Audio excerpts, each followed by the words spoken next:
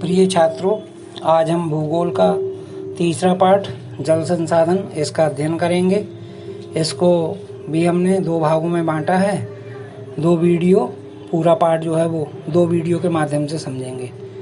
इससे पहले कि आप वीडियो देखें, सेक्शन ई के, बी के और सी के छात्र ये बिल्कुल अपना होमवर्क नहीं भेज रहे हैं। बहुत कम संख्या में इन्होंने भेजा है और कुछ छात्र एक ही काम को कई बार अपलोड कर दे रहे हैं। इसलिए ये जो भी पाठ हमारे पूरे हो गए हैं 6 जुलाई से जो भी होमवर्क दिया है उसे शीघ्र गूगल क्रोम पर जो लिंक दिया है उसे खोलकर हमने अपना अपलोड करें और एक काम एक ही बार अपलोड करें। और अब ये जो है भूगोल का तीसरा पाठ जल संसाधन शुरू करता हूँ। यूट्यूब चैनल को लाइक करें, सब्सक्राइब करें। वीडियो के अंत में गृह कार्य है, 2 प्रश्न हैं। आज 2 प्रश्न हैं, उनको ध्यान से होमवर्क करें और गूगल क्रोम लिंक पर अपलोड करें। पूरा वीडियो देखें, ध्यान से देखें, तभी आपकी ये समझ में आएगा, वरना फिर आप आधा अधूरा समझ में आएगा, परेशानी आपको ही होगी। तो शुरू करते हैं। भूमंडल का 3/4 भाग जल से आवृत है, ढका हुआ है, किंतु इसमें प्रयोग में लाने योग्य अलवणीय जल का अनुपात बहुत कम है। जो हमारे प्रयोग में आ सके ऐसा काम बहुत, मतलब जो जल है वो बहुत कम है। संयुक्त राष्ट्र विश्व जल विकास रिपोर्ट 2013 के अनुसार 2025 तक विश्व के 20 करोड़ लोग जल की कमी से उपजे संकट का सामना करेंगे। भारत विश्व की कुल वर्षा का 4% भाग प्राप्त करता है। जितनी वर्षा होती है विश्व में उसका 4% भाग जो है वो भारत प्राप्त करता है। प्रतिवर्ष प्रति व्यक्ति जल उपलब्धता के संदर्भ में इसका 133वां स्थान है। विश्व में जो है वो भारत का 133वां स्थान है। भारत में कुल नवीकरण योग्य जल संसाधन 1897 वर्ग किलोमीटर प्रतिवर्ष अनुमानित है। अब मैं आपको भूगर्भ जल किसे कहते हैं ये समझाऊंगा, बताऊंगा कि भूगर्भ जल किसे कहते हैं। धरातल के नीचे चट्टानों की दरारों व छिद्रों में अवस्थित जल, जो चट्टानों की दरारों में और छिद्रों में पानी चला जाता है, उसमें वहाँ जो पानी होता है चट्टानों के अंदर, दरारों के अंदर, छिद्रों में, उसे भूगर्भ जल कहते हैं। जल की अवस्थाएं, जल की 3 अवस्थाएं होती हैं। ठोस अवस्था बर्फ के रूप में, द्रव जल के रूप में और गैस वाष्प के रूप में। जल के स्रोत, इस पृथ्वी पर जल के क्या क्या स्रोत हैं? तो पहला स्रोत महासागर और समुद्री जल, महासागर तथा समुद्री जल। दूसरा स्रोत नदियों का जल, तीसरा वर्षा का जल, चौथा झीलों और तालाबों का जल और 5वां कुओं, नलों और नलकूपों का जल। जल के प्रकार,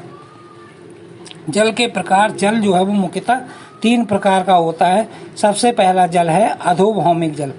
अधोभौमिक जल, जल का कुछ भाग भूमि के द्वारा सोख लिया जाता है।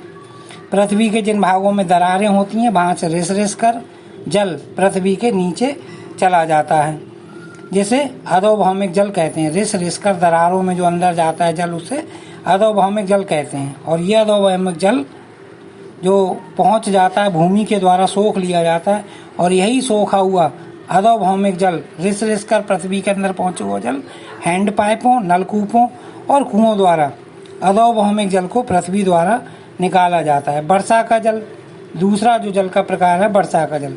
वर्षा के द्वारा प्राप्त जल को वर्षा का जल कहते हैं और ये जल का सबसे शुद्ध रूप होता है। नदी का जल, भारत में बहने वाली सभी प्रमुख नदियाँ जैसे गंगा, यमुना, ब्रह्मपुत्र, घाघरा, गंडक, कोसी, चंबल, सतलज, ब्यास और गोमती नदियाँ पर्वतों की हिम से ढकी चोटी से निकलने के कारण वर्ष भर जल से भरी रहती हैं। बहुउद्देशीय नदी घाटी परियोजना, बहुउद्देशीय नदी घाटी परियोजना। आजकल बांध जो बनाए जाते हैं नदियों पर, जो आजकल जो बांध बजाए जा रहे हैं वो सिंचाई के लिए नहीं बनाए जाते। आजकल बांध सिर्फ सिंचाई के लिए नहीं बनाए जाते, अपितु उनका उद्देश्य विद्युत उत्पादन, जो बांध बनाए जा रहे हैं उनका उद्देश्य विद्युत उत्पादन, जल आपूर्ति, बाढ़ नियंत्रण, मनोरंजन, नौका चालन एवं मछली पालन भी है। ये जो हैं वो हमारी नदी घाटी परियोजनाओं के बहुत सारे जो है वो उद्देश्य हैं।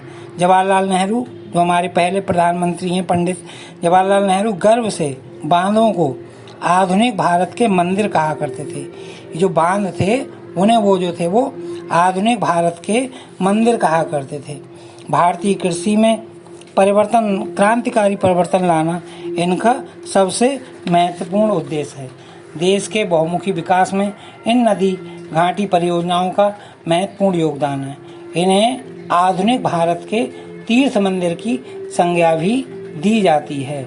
इन्हें आधुनिक भारत के तीर्थ मंदिर की संज्ञा भी दी जाती है। ये जो नदी घाटी परियोजनाएं हैं, हमारे देश में बहुत सारी नदी घाटी परियोजनाएं स्वतंत्रता के बाद मतलब नए नए बांध बने हैं।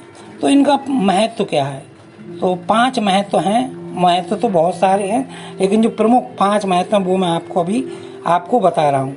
नदियों पर बांध बनाकर जल विद्युत का उत्पादन होता है। नदियों पर बांध बनाकर नहरें निकाली जाती हैं। जो जलाशय बनाए जाते हैं उनमें मछली पालन किया जाता है। उद्योगों के विकास के लिए सस्ती बिजली की आपूर्ति होती है।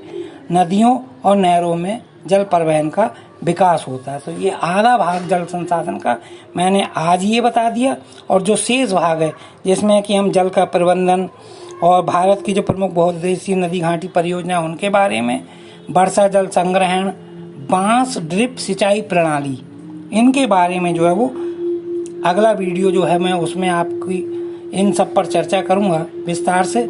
और आज का जो गृह कार्य है वो 2 प्रश्न है मात्र। इनको आप ध्यान से सुन लें, नोट कर लें, और इनको पूरा करने के बाद गूगल क्रोम लिंक से खोलकर उसे अपलोड करेंगे और सभी सेक्शन के सभी छात्र गृह कार्य भेजें। पूरा डाटा मेरे पास है, कौन कौन भेज रहा है, किस किस सेक्शन के कौन से बच्चे भेज रहे हैं, कौन से नहीं भेज रहे हैं। ई सेक्शन के बच्चे, बी सेक्शन के बच्चे और सी सेक्शन के बच्चे, ये बहुत कम संख्या में इन्होंने गृह कार्य भेजा है। बाकी डी वाले हैं, एफ वाले हैं और बी वाले हैं, इन्होंने सही से अपना काम भेज रहे हैं और ये सब अपना काम भेजें। तो आज का गृह कार्य, पहला प्रश्न, जल के स्रोत एवं प्रकार के बारे में लिखिए।